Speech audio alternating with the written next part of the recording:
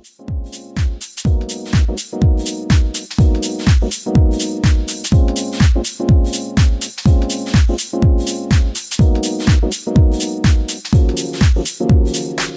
to improve your listing referral network? Well, please tune in to Christopher Igoe from the great team at Newtons, who's going to share with you some of the great things that he's doing to really stand out in the marketplace. Also, how he's winning more listings and improving the client service to stand out and be real with his particular vendors. Enjoy the discussion. So Christopher, fantastic to be sitting down with you, having a chat about your career and where you're at, like 10 years into your real estate career, which is impressive. Can't believe it's gone quick. Yeah, awesome.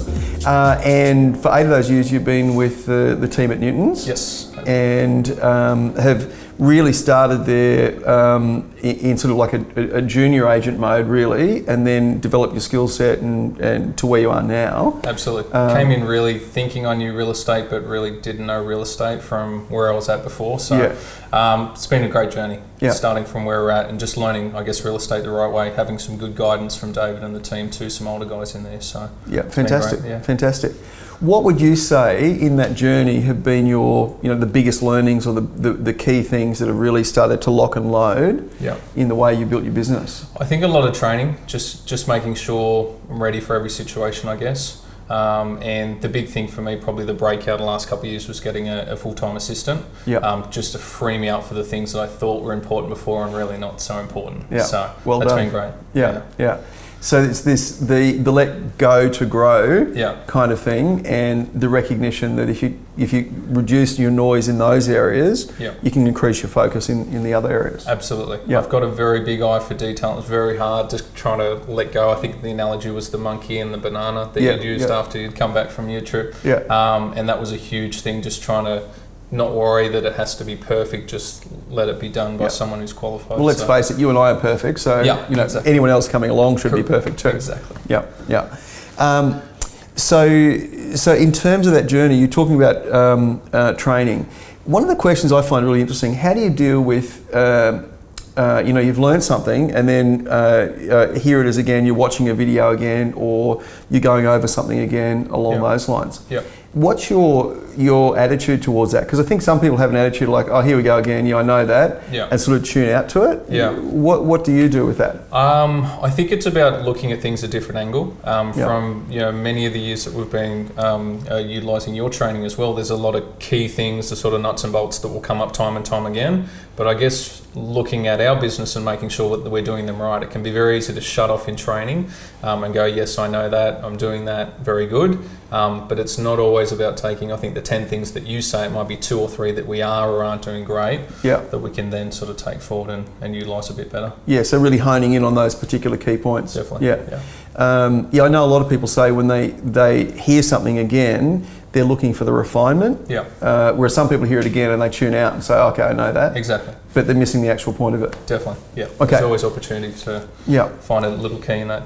If we quickly talk market share, market share is obviously generating leads and your pipeline management. So making sure that you're at the table.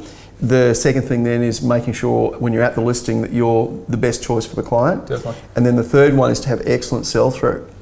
Could we talk a little bit about those 3 for you? Sure. And start with how you're generating and what your client mix, or I guess your lead source mix is like. A huge lead source for me the last couple of years has been networking. So I'm a vice president down at BNI Cronulla. It's called Southern Business. And BNI stands for Business Networking International. So I think it's the biggest networking group in the world. Thousands of members across, I think, all types of continents. So. And the purpose of that group is to help each other grow their businesses, which I think is really interesting. It's sort of like very focusing on that, isn't it? Yeah, I think there's a lot of networking groups, but they're more soft networking groups like BECs and that kind of thing, pub, biz, all that kind of jazz, which is very concentrated on the social side of things, alcohol, that kind of thing, which I haven't really attended in the past. But in terms of networking, where it's really I'm there for you, you're there for me, we've got a broader marketing team of say 35 to 40 members, where if an opportunity comes up, someone's talking about maybe real estate at a barbecue, that they can give them my details with confidence, and that's how it kind of grows as well. So I'm looking out for you. We kind of see it as a marketing team, outside of real estate as well. And you're mentioning in January, out of 9 properties you listed? How many of those were I think it was referrals? 6 or 7 from referrals, Right. And repeat clients and that kind of thing. So the good thing about the networking is I've got a solicitor in there, a conveyancer, family lawyer, all that kind of thing. Those kind of businesses which refer through to me. It's really a one-way street either way. So there's no other agents that are actually, I guess, interviewing if it's a direct referral and they've got confidence in that person. So yeah. So they're endorsing you in. A lot of the time, you're the only agent at the table. Correct. Yeah. Which is brilliant. Yes. From that point of view. Yeah, it makes winning business a lot easier, but there's always those great opportunities to be competing against others in the marketplace. But it's always nice to take those ones as well. Yeah, absolutely. One of the risks I think with a lot of referral business is being too relaxed when you're dealing with someone who hasn't been referred to you. Yeah. With that, is your approach fairly different in those situations? I've heard a lot of time before, and I've done a lot of training over the years as well. And it's mostly through people that I've been speaking to on the RER network too, that you've got to really treat them the same too. So we're still sending out the pre-list, we're still doing follow-up calls, I'm still calling before the appointment, all that kind of thing. So you've got to be careful of not dropping the ball where you think it's a very easy transaction that's going to be done, or you're going to win the business. Where I think if they find you a little bit more relaxed, or even with second round business where it's the second or third time you're selling for them, that you're just a little bit too relaxed. I think you can catch yourself out there. So just making sure we're still doing the things we do all the time. Yeah, fantastic. So on business that hasn't been referred to you, what do you go into? What's your approach from a listing point of view with them? I'm very sort of casual in questions. But I heard a quote once upon a time, I think it was those who ask the most questions, gets the most answers wins. So that's a big thing for me, just making sure I'm not like, here's the information, this is what we're going to do, this is strategy, that kind of thing, which I think very early in my career it was very much about, I know all this information, I've just got to get it out. Where now it's more about them, finding out about them, and even if it's work or family scenario, whatever it is, just building that rapport, and then stepping through past experiences, how they'd like to see it sold, when they'd like to see it on the market, that kind of thing, taking good notes as well. So I'm always coming out of there with at least an A4 page of notes, I think, so they can see that I'm engaged and I care about what they're saying as well. Yeah, very good. And are you doing a one-step listing appointment or two? Based around one, depending on the scenario. If it's not there, or there's maybe a partner that isn't there, or a decision maker, or someone who's on title, I'll usually sort of use the cut and run kind of analogy, and then readdress and find out when they're there. So they can tell you that both owners are going to be there, something happened, we're not going to be able to do something there, so I'll try to come back. But one is most of the way we're doing it. So fees? Yes. What are your fees like? Not too bad. I just across the marketplace we're higher than most, which is good. There's a span, and I always try to ask the question in the appointment as well. Do you know much about fees in the marketplace? Because I think if you're going to pitch here and they're thinking here, you need to have a strategy about how to deal with that as well. So if you go in blind and they're expecting that, but you throw a number out here, I think you've got to be a little bit cautious as well. So it was something we were talking about in training on Friday, about fees and objections and that kind of thing. So they're still good. They could always be better. But so if I was a vendor now and I challenge you on fees, so your fees negotiable, Christopher, or something along those lines, what is your response? Sure. So the big thing that I've learned over the last couple of years, I think it was from Andrew Lutz in one of the trainings that we had, it might have been one of the kickstarts, where he was talking about don't lose the business on fee, but make sure there's an upside to kind of how that comes out. So I know he was sort of talking about, and generally what I will try to do, if there's a certain fee range that they're kind of thinking, include that in the mix, but do a performance-based scale. So the higher the sale price, the higher the fee. So they feel a little bit comfortable that if anyone was going to do the same job, that's where the fee would be in turn. And then they'd agree if we were able to get them more, that we'd actually be able to do that and facilitate that. So that's where we've found a lot of success from moving the fee, where it's anywhere from 1.5 to sort of 2.2 in our marketplace. We like to sit around the sort of 2.2 if we can, to make sure that we're at the higher end of the fee range. So not losing the business in turn, that's not the plan, as long as we're all on the same page on most of the things that we're doing. So generally I'd like to make sure that fee's the only objection that they kind of have, because if there's other stuff on the side, there's no point just crushing down on that. Yeah. So well done, good isolation. Yeah. So Very we like to make sure that that's the only thing. If we're moving forward today, and we can cover that, and you're happy, and moving forward, that everything's sort of ticked off that they're happy with. So it would be around making sure that's the problem, asking the question, if we're all the same, who would you move forward with? Yep, cool, there's some reasons why, that kind of thing. So value stacking, I guess, at that point. Yeah. And then heading into, let's go ahead and make it happen. Sure, yeah. And always asking the question too. I think that's the biggest thing, that there's a lot of people who want to transact at the moment, but just, I guess, having the confidence for us for the business, that's the biggest thing too. The line I like is, if the other agent, did the other agent start at that fee, or did you negotiate them to that fee? Yeah. Or did they mention that once they heard that you're meeting with us? Coming in, yeah. Absolutely. Yeah, it's like, oh. Yes, yeah. Now Newton's, you're quite team-based. In terms of approach, you sell that quite a bit at the listing appointment? Absolutely. Yeah. It's a big thing, and we've kind of got a team inside a team. So myself and my new assistant, Carly Donna, who was with me for 2 years, has just gone on maternity leave and just had her bub. So I've got a new assistant, Carly, who we're trying to train through the ranks. Great. She's doing exceptional, but it's just getting to a point now where we can both just do our thing and not have to sort of back and forth. So she's doing excellent. But in terms of the broader team, yes. So really selling the team on, it's not just, I basically will be your main point of contact throughout the campaign. I'll handle everything for you,